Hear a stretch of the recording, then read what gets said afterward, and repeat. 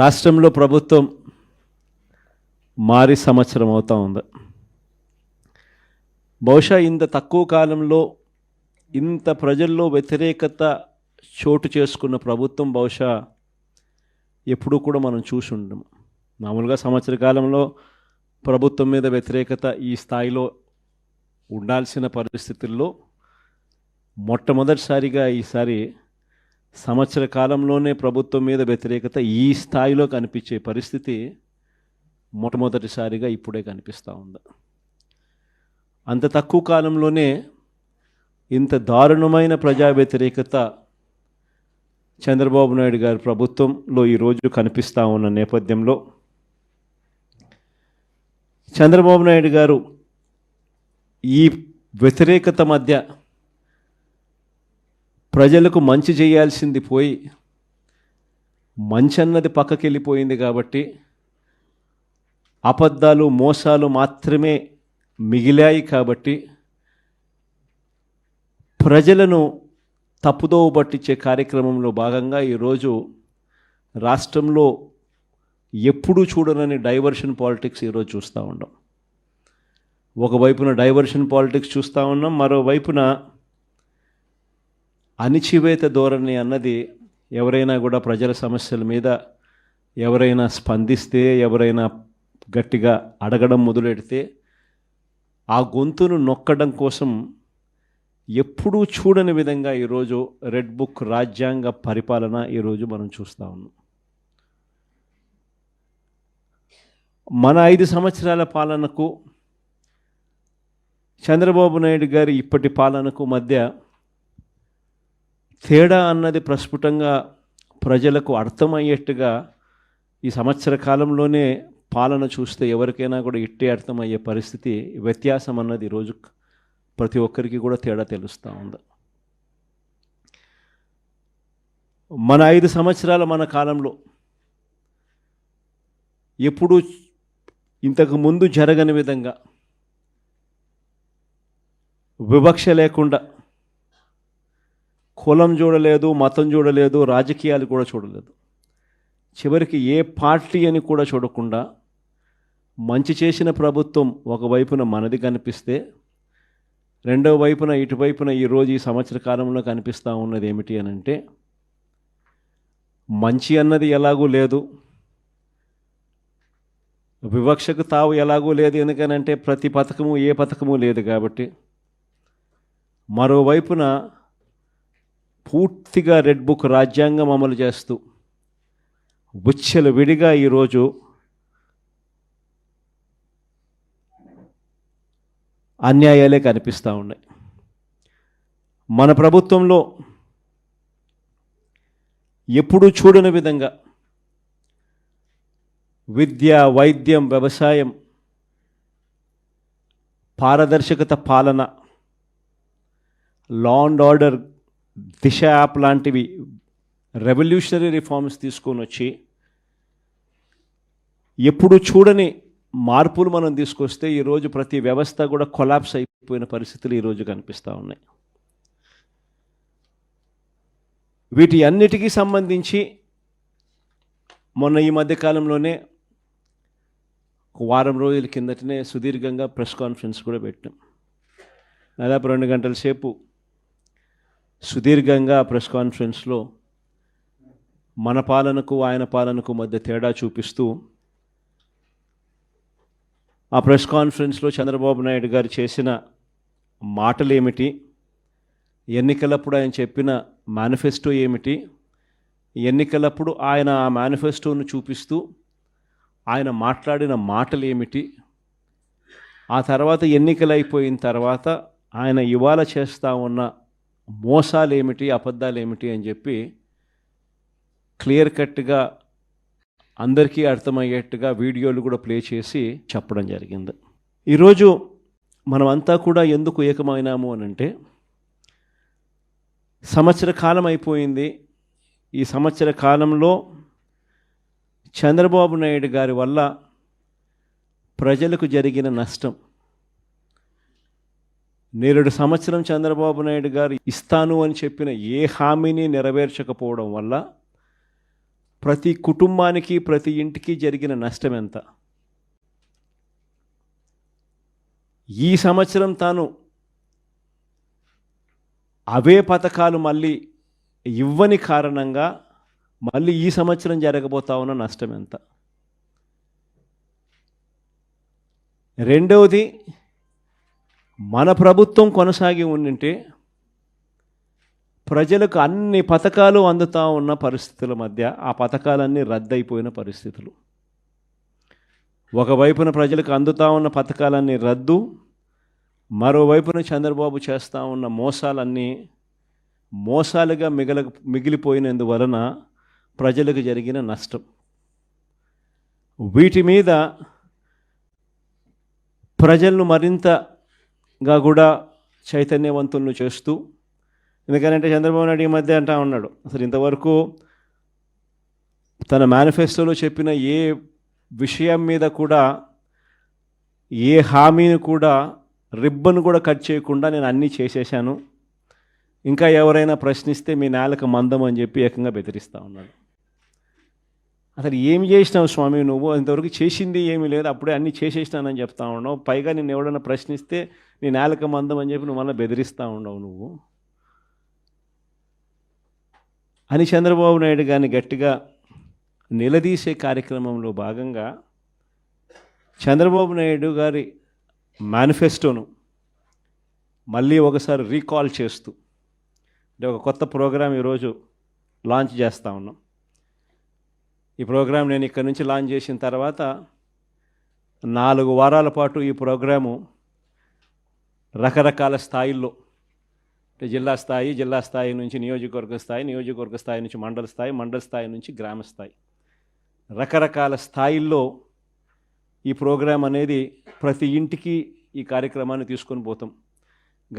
గ్రామ స్థాయిలో రచ్చబండ కార్యక్రమాలు ఏర్పాటు చేసి, రచ్చబండ కార్యక్రమంలో ఇవన్నీ కూడా సుదీర్ఘంగా డిస్కషన్ చేస్తూ చివరికి ప్రతి ఇంటికి కూడా ఈ కార్యక్రమాలన్నీ, ప్రతి ఇంటికి కూడా చంద్రబాబు నాయుడు గారు చేస్తూ ఉన్న మోసాలకు సంబంధించిన, చెప్పిన హామీలకు సంబంధించిన వివరాలను ప్రతి ఇంటికి ప్రతి గ్రామానికి, ప్రతి రచ్చబండ ద్వారా ప్రతి ఇంటికి కూడా తీసుకొని పోయే కార్యక్రమం చేస్తూ ఉన్నాం.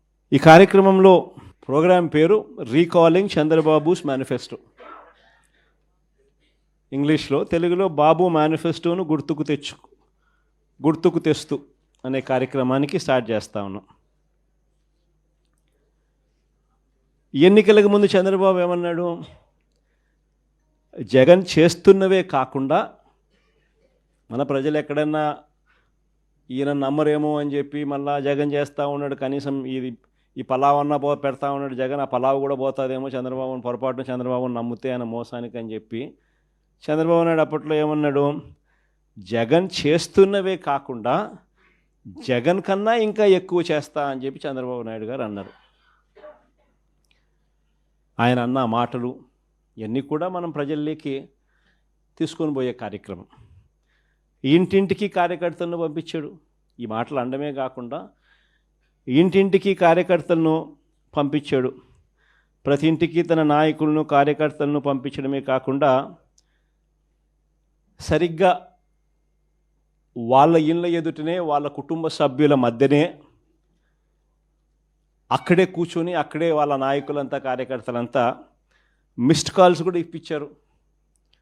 వెంటనే ఒక ఓటీపీ, ఆ మిస్డ్ కాల్ చేసిన వాళ్ళకు ఒక ఓటీపీని కూడా జనరేట్ చేసినారు. ఆ ఓటీపీని వీళ్ళ ఫోన్లలో వీళ్ళు ఎంటర్ చేయగానే ఆ కుటుంబంలో ఎవరెవరికి ఏ పథకం వర్తిస్తుంది, ఈ పథకాలకు మీరంతా కూడా ఎలిజిబుల్ అయినారు, ఈ పథకాలకు సంబంధించిన డబ్బులన్నీ కూడా మీకు, మీ కుటుంబంలో 5 మంది ఉన్నారు, ఇల్లే అప్పటికప్పుడే కొట్టడము, మిస్డ్ కాల్ ఇమ్మని చెప్పడము, ఓటీపీ జనరేట్ చేయడము, ఓటీపీలో వెంటనే ఒక బాండ్ వచ్చేసేయడము. ఆ బాండులో ఏమని ఉంటాయి? చంద్రబాబు నాయుడు, పవన్ కళ్యాణ్ అనే మేమిద్దరము త్రికరణ శుద్ధితో ప్రమాణం చేస్తూ ఉన్నాము. ఏం బాండ్ మీద ఉన్న మాటలు ఇవన్నీ నా ప్రెస్ కాన్ఫరెన్స్లో ఇవన్నీ కూడా చూపించిన. ఆ బాండ్ల మీద ఉన్న మాటలు చంద్రబాబు, పవన్ కళ్యాణ్ అనే మేమిద్దరం త్రికరణ శుద్ధితో మీకు మాట చెప్తా ఉన్నాము. ఇంకా వాడి మీద ఏమని రాసినాము చదువుతా. చంద్రబాబు నాయుడు అనే నేను మన రాష్ట్ర ప్రజలు నాపై ఉంచిన నమ్మకాన్ని నిలబెట్టుకుంటానని త్రికరణ శుద్ధితో ప్రమాణం చేస్తున్నాను. 2024లో టీడీపీ అధికారంలోకి వచ్చాక భవిష్యత్తుకు గ్యారంటీలోని వాగ్దానాలను ఎటువంటి వివక్ష లేకుండా, నిబంధనలు విధించకుండా అమలు చేయడంతో పాటు మన రాష్ట్ర అభివృద్ధికి పునరంకితమవుతానని ప్రతిజ్ఞ చేస్తున్నాను అని చెప్పి చంద్రబాబు నాయుడు సంతకం, ఆయనతో పాటు పక్కన పవన్ కళ్యాణ్ కూడా సంతకం పెట్టారు. ఇద్దరు కూడా ఇవన్నీ కూడా బాండ్ల మీద రాసి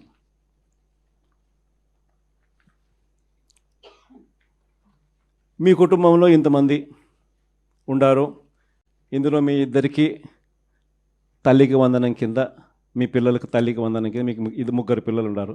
ఈ ముగ్గురు పిల్లలు ఇంటూ 15,000 తల్లికి వందనం కింద మీకు 45,000 వస్తుంది. మీ ఇంట్లో ఇద్దరు 18 నిండిన ఆడపడుచులు ఉన్నారు. వీళ్ళిద్దరికీ మీకు నెలకు 1,500 రూపాయలు చొప్పున, మీ ఇద్దరికి 18,000 రూపాయలు చొప్పున మీకు వస్తుంది. మీ ఇంట్లో రైతు మీకు ఉన్నారు, మీ రైతుకు 20,000 కింద అన్నదాత సుఖీభవ కింద అదనంగా వస్తుంది. మీ ఇంట్లో ఉద్యోగం రాని పిల్లవాడు, ఉపాధి లేని పిల్లవాడు ఒక పిల్లవాడు ఉన్నాడు. ఆ పిల్లోనికి నెలకు 3,000 రూపాయలు చొప్పున 36,000 రూపాయలకు మీకు వస్తుంది. ఈ అన్ని పథకాలకు మీరు అర్హత సాధించినారు, అర్హత పొందినారు. మీరంతా ఈ పథకాలకు అర్హత పొందినారు. 2024 జూన్ నుంచి మీకు ఈ డబ్బులు జమ చేయడం మొదలెడతాము అని బాండ్ ఇచ్చి త్రికరణ శుద్ధితో ఈ మాటలు చెప్పి ఇదన్నీ జరిగినాయి. అసలు మనం ఎందుకు ఓడిపోయినాము అని అంటే, ఈ మాదిరిగా ప్రతి ఇంటికి ఈ మాదిరిగా బాండ్లు ఇచ్చి, ఈ మాదిరిగా మోసం చేసి, ఈ మాదిరిగా వాళ్ళని ప్రలోభాలు పెట్టి ఈ మాదిరిగా చేస్తున్నారు. కాబట్టి ఈ మాదిరిగా మనకు ప్రజలు 10% ప్రజలు మోసపోయినారు.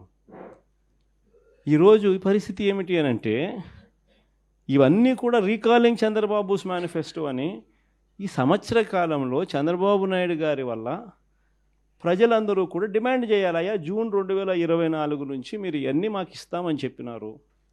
జూన్ 24 నుంచి సంవత్సరం దాటిపోయింది. ఈ సంవత్సర కాలంలో నువ్వు మాకు ఎంత బాకీ ఉన్నావు, మా బాకీ ఉన్న మా డబ్బులు మాకు ఎప్పుడు ఇస్తున్నావు, ప్లస్ ఈ సంవత్సరం మాకు ఇవ్వాల్సినవి ఇవన్నీ కూడా ఉన్నాయి, ఈ డబ్బులన్నీ కూడా మాకు ఎప్పుడు ఇస్తున్నావు, గత సంవత్సరం బాకీలు, ఈ సంవత్సరం మాకు ఇవ్వాల్సినవి ఇవన్నీ నువ్వు బాండ్ల ప్రకారం నువ్వు మాకు చెప్పినావు అని ఇవన్నీ కూడా గుర్తు చేస్తూ అప్పట్లో చంద్రబాబు నాయుడు చేసిన ఈ కార్యక్రమాలన్నీ, చంద్రబాబు నాయుడు అన్ని విషయాలన్నీ కూడా చెబుతూ ఇవన్నీ కూడా అడిగే కార్యక్రమాలు చేయాలి. ఒకవైపున ఇవన్నీ కూడా చంద్రబాబు నాయుడు అనే వ్యక్తి ఇవన్నీ కూడా ఒకవైపున ఎగరగొడుతూ, మరోవైపున చంద్రబాబు నాయుడు గారి పుణ్యమా అని ఇంతకుముందు ఏ త్రైమాసికం అయిపోయిన వెంటనే ఆ త్రైమాసికం తర్వాత వెంటనే ఫీజు రీయింబర్స్మెంట్ వచ్చేది. జనవరి, ఫిబ్రవరి, మార్చికి సంబంధించిన 2024 జనవరి, ఫిబ్రవరి, మార్చికి సంబంధించిన త్రైమాసికం ఆ డబ్బులు మేలో ఇవ్వాలి మామూలుగా, ఆ త్రైమాసికం డబ్బులు. అప్పుడు ఎన్నికల కోడ్ వచ్చింది. అప్పుడు బ్రేక్ పడితే ఈ జూన్ నెలాఖరికి వచ్చేసరికి 6 క్వార్టర్స్ అంటే 6 త్రైమాసికాల డబ్బులు రూపాయిల 6 × 700 అంటే 4,200 ఇచ్చింది కేవలం 750 కోట్లు. వసతి దీవెన కింద 1,100 కోట్లు ఏప్రిల్లో ఇవ్వాలా. ఏప్రిల్ 2024 బ్రేక్ పడింది ఎన్నికల కోడ్ వల్ల. ఆ 1,100 అప్పుడు పోయింది. మళ్ళీ ఏప్రిల్ 2025 మరో 1,100. ఆ 4,200 ఈ 2,200 6,400కు గాను ఇచ్చింది 750. మిగతాదంతా బకాయిలు, ఫీజు రీయింబర్స్మెంట్, విద్యా దీవెన, వసతి దీవెన. ఆరోగ్యశ్రీ నెలకు 300 కోట్లు అవుతుంది ఖర్చు. 25 లక్షల దాకా పేదలకు ఉచితంగా వైద్యం అందించే కార్యక్రమానికి మనం శ్రీకారం చుట్టాం. బ్రహ్మాండంగా ఆ పథకం అమలు అవుతా ఉన్నది. ఏ పేదవాడైనా కూడా నెట్వర్క్ హాస్పిటల్స్కు తలెత్తుకుని పోయే పరిస్థితి. ఉచితంగా పేదవాడికి వైద్యం అందించడమే కాకుండా ఆరోగ్య ఆసరా కింద కూడా ఆ పేదవాడికి రెస్ట్ పీరియడ్లో కూడా డబ్బులు ఇచ్చి ఆ పేదవాడికి తోడుగా ఉండే పరిస్థితి నుంచి ఈరోజు పరిస్థితి ఏమిటి?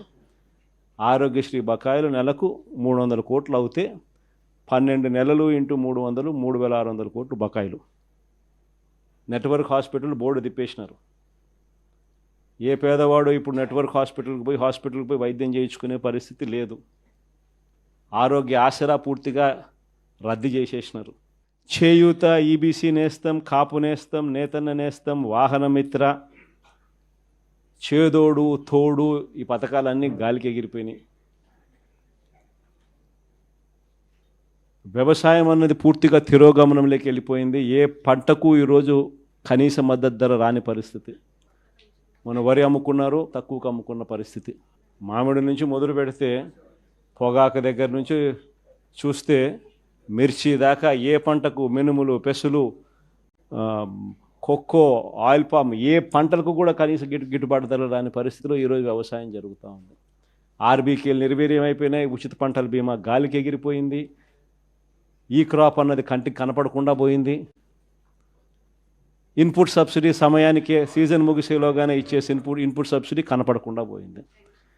ఇలాంటి వాతావరణం మధ్య మనం ఈ కార్యక్రమం లాంచ్ చేస్తూ ఉన్నాం. రీకాలింగ్ చంద్రబాబుస్ మేనిఫెస్టో, చంద్రబాబు మేనిఫెస్టోను గుర్తు తెచ్చుకోవడం అన్న ఈ కార్యక్రమాన్ని మనం లాంచ్ చేస్తూ ఉన్నాం. క్లుప్తంగా నేను చెప్పేది ఏమిటి అని అంటే 5 స్థాయిల్లో చేద్దాం ఈ కార్యక్రమం. అంటే 5 వారాల పాటు. ఫస్ట్ దాంట్లో రీజనల్ కోఆర్డినేటర్లు, డిస్ట్రిక్ట్ లెవెల్లో, జిల్లా స్థాయిలో ఈ క్యూఆర్ కోడ్ను ఇలా స్కాన్ చేస్తారు. స్కాన్ చేస్తేనే ఆటోమేటిక్లీ చంద్రబాబు నాయుడు గారి మేనిఫెస్టో దాంట్లో నుంచి బయటకు వస్తుంది. బటన్ నొక్కితే ఆయన మేనిఫెస్టోలో ఏం చెప్పినాడు అన్నది. చంద్రబాబు నాయుడు గారి బాండ్స్, గతంలో ప్రజలకు ఇచ్చిన బాండ్స్ శాంపుల్ కాపీలు, 3-4 శాంపుల్ బాండ్స్, శాంపుల్ కాపీస్ గతంలో ఆయన ఏమి ఇచ్చినట్టు అవి కూడా ఆ క్యూఆర్ కోడ్లో ఇంకో బటన్, క్యూఆర్ కోడ్ డౌన్లోడ్ చేసుకుంటే ఒక బటన్ నొక్కితే మేనిఫెస్టో వస్తుంది. ఇంకో బటన్ దాంట్లో నొక్కితే బాండ్స్ వస్తాయి. 3వ బటన్ నొక్కితే ఆ బాండ్ల ద్వారా ప్రజలకు, అంటే ఆ కుటుంబానికి రావాల్సిన, ప్రతి ఏటా రావాల్సిన సొమ్ము ఎంత, నష్టపోయిన సొమ్ము ఎంత, లాస్ట్ ఇయరు ఎంత నష్టపోయినారు, ఈ సంవత్సరం ఎంత నష్టపోయినారు అనే వివరాలు కూడా వస్తాయి. ఇది కాక ఇంకో బటన్ నొక్కితే ప్రజలంతకు ప్రజలే కూడా సులభంగా క్యాలిక్యులేట్ చేసుకునేటట్టుగా, ఇదిగో ఈ పథకం అదే బాండ్ ఫార్మాట్లో, ఇదిగో ఈ పథకానికి ఎంతమంది పిల్లలు ఉండారో మీరే రాసేసేయండి, ఈ పథకానికి డబ్బు ఎంతో పక్కనే ఉంది, ఇంటూ క్యాలిక్యులేషన్ ఎంతో మీరే పక్కన రాసేసేయండి. సో ఎంత అమౌంట్ మీకు మీ కుటుంబానికి చంద్రబాబు నాయుడు గారి మేనిఫెస్టో వల్ల రావాలనో మీరే లెక్క కట్టేసేసి రెడీగా ఉండండి. చంద్రబాబు నాయుడు గారికి సంబంధించిన నాయకులు, కార్యకర్తలు, ఆయన కూడా ప్రజలందరికీ నేను అన్నీ చేసేశాను అని చెప్తా ఉన్న నేపథ్యంలో వచ్చినప్పుడు, ఇదిగో నాయన బాండు నువ్వు ఇంత ముందు ఇచ్చినావు, మా కుటుంబానికి నీ మేనిఫెస్టో ప్రకారం ఇంత డబ్బులు మాకు రావాలా, నీ పుణ్యాన ఇంత బాకీ ఉండాలి, మీరు ఎప్పుడు మాకు డబ్బులు ఇస్తూ ఉన్నారు గత సంవత్సరానికి సంబంధించింది, ఇదిగో ఈ సంవత్సరం కూడా మాకు ఇంత రావాలా అని చెప్పి రెడీగా ఇచ్చేదానికి ఫార్మాట్ కాపీ.